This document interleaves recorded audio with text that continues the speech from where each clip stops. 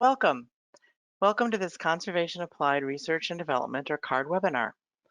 Thanks so much for joining us today. We hope that you and your families are continuing safe and healthy during the evolving COVID-19 situation. And we also want to thank you in advance for your patience with any technical difficulties we might have related to the fact that all of us are connected remotely.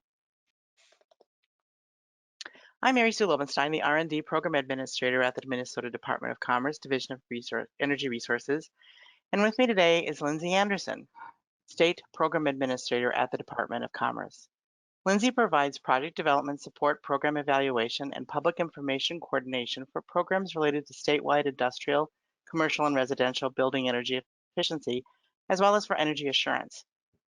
Lindsay is the project manager of this CARD project and will be handling the Q&A portion of the webinar.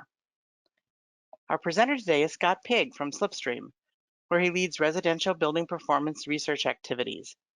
Scott designs and implements studies assessing energy efficiency and renewable energy market opportunities and strategies. He also conducts numerous monitoring studies designed to reveal how well energy efficient equipment functions in the field. This webinar today will be recorded and will be available on both the department's and Slipstream's websites at a later date. The slide set from the webinar will also be available. Before we get started, I'd like to go over a few items for those viewing online so that you know how to participate in today's webinar. Each of you should see a control panel somewhere on your screen.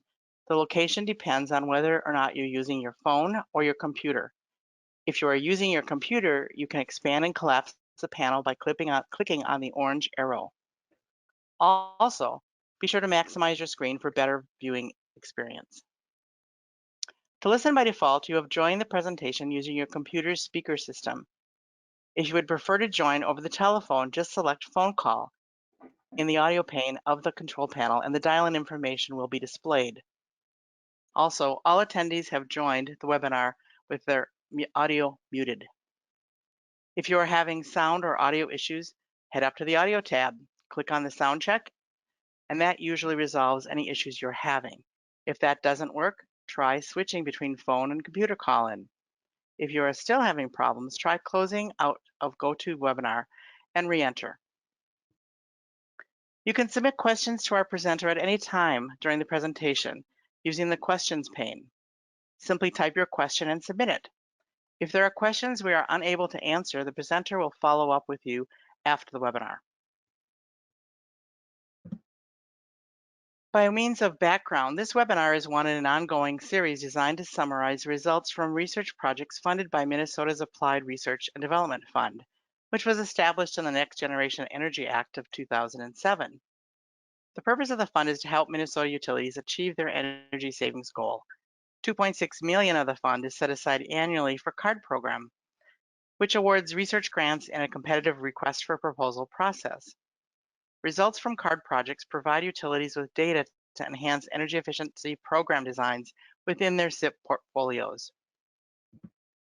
As you can see by this pie chart, CARD projects funded to date have been in all building sectors, as well as some that cross all or multiple sectors. The subject of today's webinar is in the residential sector and discusses the results from visits to 100 newly built or renovated Minnesota homes in order to model their characteristics and discover baseline energy use, as well as the potential for beyond code energy savings. Now I'll turn it over to Scott for today's presentation.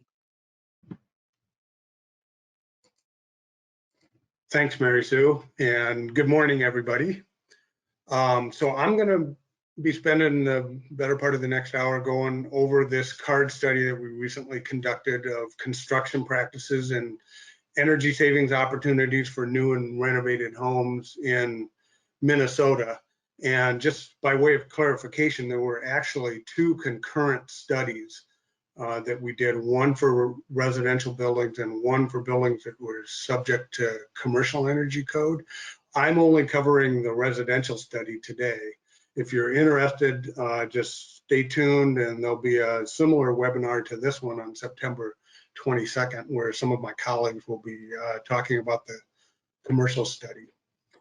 And just to be clear, these are the kinds of buildings that are covered by residential energy code in the state and that are within the scope of the study that I'm talking about today. Obviously, single-family homes, detached homes, and townhomes are both residential, but also duplexes and apartment buildings or condos, any kind of multifamily, so long as it's 3 stories in height or less. Any multifamily buildings that are more than 3 stories high are subject to commercial code, and those buildings are included in the scope of the commercial study that we'll be going over on the 22nd, and you won't hear me talking about those today. So just by way of background, this study had 4 key goals. First and foremost, we just wanted to characterize current construction practices for new and renovated homes in the state.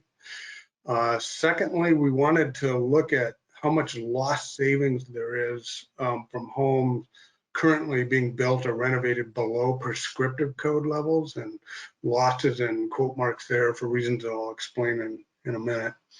But similarly to that, but going beyond it, we were also interested in what are the savings potential for going beyond current prescriptive code in terms of how much technical potential there is for, like further improving the efficiency of new homes.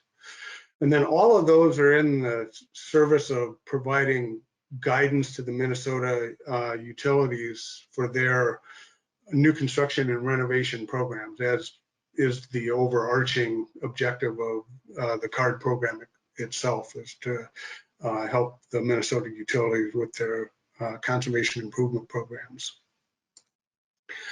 So one thing I want to make clear is that this is not a formal code compliance study, and there's a few reasons that I say that. First and probably foremost is that, as many of you on the call right now probably already know, there are multiple ways that a builder can comply with Minnesota energy codes. Prescriptive code, U-factor alternatives, total UA, performance path. I'm not going to go into much detail about those, but just suffice to say that there are different ways that a builder can comply. The way we went about our study is we came in after homes were built to do our on-site data collection. We had minimal contact, almost no contact with any builder, so we don't offhand know which path a builder used.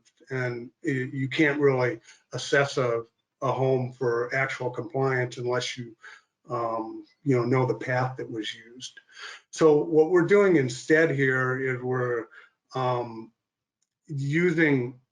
using prescriptive code as a benchmark for when. So when I talk about lost energy savings, what I'm really referring to is the energy savings for ceiling insulation that was below prescriptive code levels.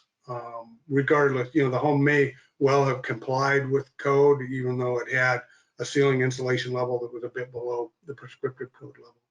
That's really the baseline that we're using here.